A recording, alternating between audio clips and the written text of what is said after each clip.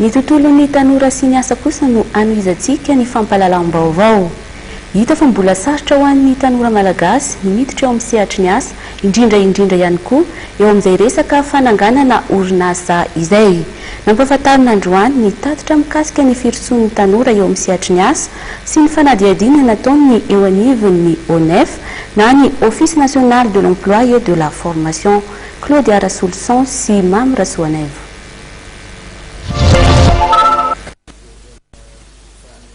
Raha toka dimy hetsy isa-taona ny tanora tokony miditra eo amin'ny tsenany asa, betsikahatra fa 2,500 ny tanora ihany no afaka manangana orinasa amin'izao raha nivaly ny fanadihadiana natao mikasika ny firotson'ny tanora amin'ny sehatry ny asa na ny enquête sur la transition des jeunes vers la vie active.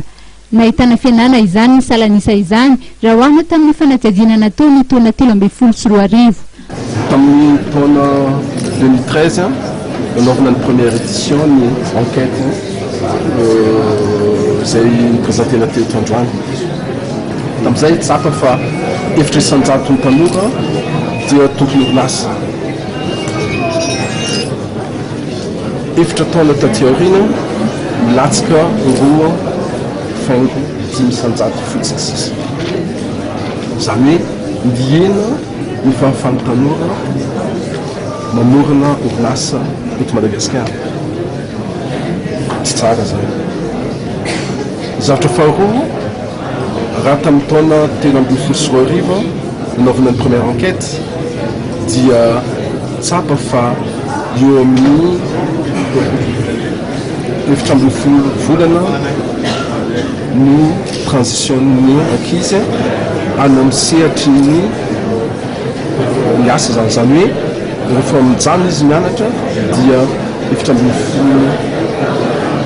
volana zany. Amin'izao fotoana zao tsapa fa efa taona.